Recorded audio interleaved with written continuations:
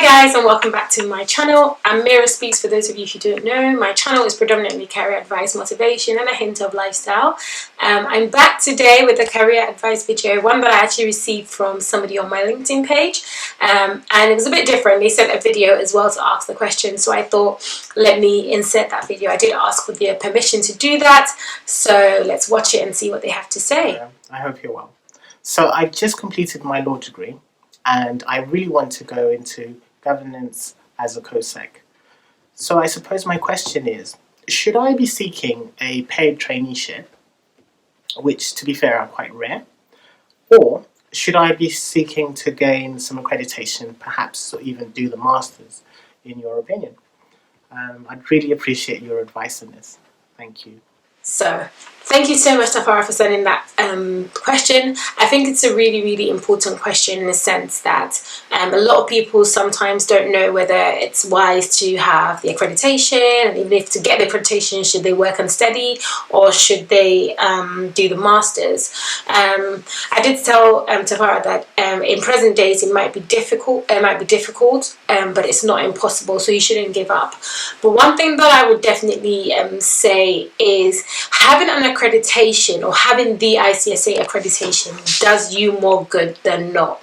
And I say that not because that if you don't have it you wouldn't get a job. You probably would get a job, and you could ask your employer to sponsor you to achieve the accreditation. That way you don't have to pay for it. Does that make sense? However, if I look at a CV and I have somebody who is qualified or part qualified, and I look at another CV and I get somebody who's not qualified, I'm more inclined to go for this person, just because they've shown me that they really want to do it. They're really enthusiastic about the profession. It's something that they're keen about, they really want to do. I mean, it just shows, it ticks all the right boxes basically. And I did mention in one of my videos where I was talking to a mentee of mine, and she's so passionate about the industry, something she really wants to get into, but then, you know, she gets interviews, which is great, but then she doesn't get the role. And I did ask her, has she considered doing one exam just for employers to just see that this is real? You know, you can start with one, and if you pass that, great. When you go to an interview, you can talk to them and just say, I've started it, I'm self-studying, I would like an opportunity to be sponsored while I, you know, also gain hands-on experience. So it's not to say you wouldn't get a job. However, if you do the accreditation, it works in your favor. And another question that Tafara asked was whether it's best to self-study or to do the master's route. That again is your preference. I self-studied and I always back people who self-study. Reason being, it just shows that we have more drive. Not to say to do a master's you don't, but we have a lot of drive. It shows employers that it's something that we fought tooth and nail for. It just gives a lot more emphasis into how much we want to be company secretaries. Having said that, having a master's is great as well. At the end of the day, the one who did the master's and the one who self-studied were both governance professionals. It doesn't mean that you have like an associate or grad status with a plus at the top. It doesn't make any difference.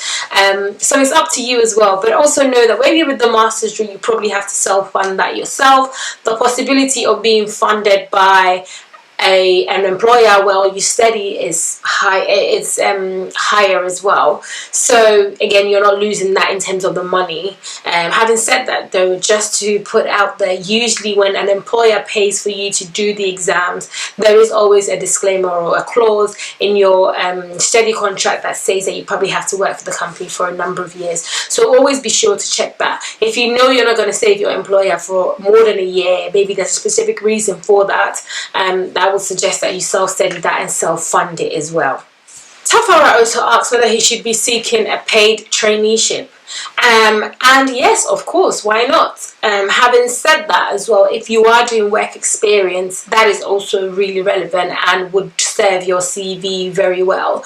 So I'm assuming when he says paid traineeship, he means a trainee role as a company secretary. Yes, if you have the capacity to do that, as I said earlier, in present times, this might not necessarily be easy. Not that it's easy minus COVID, but it's, you know, it's a lot more easy in terms of jobs that are coming through. But as somebody who has no experience, probably finding a role right now in this climate may be a little bit difficult because you're working virtually, and who's going to train you, and how are we going to train you, and all of that. So if anything, employers might be looking for people who are already experienced on roles.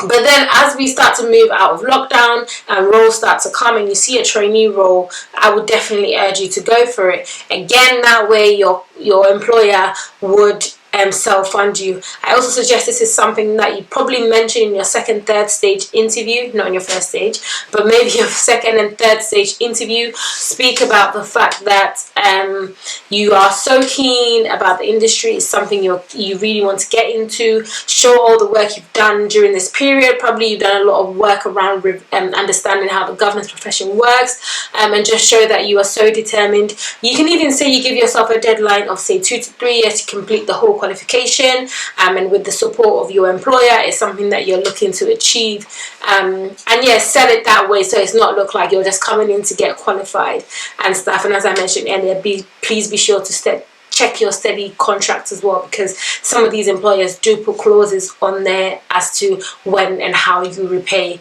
that money back.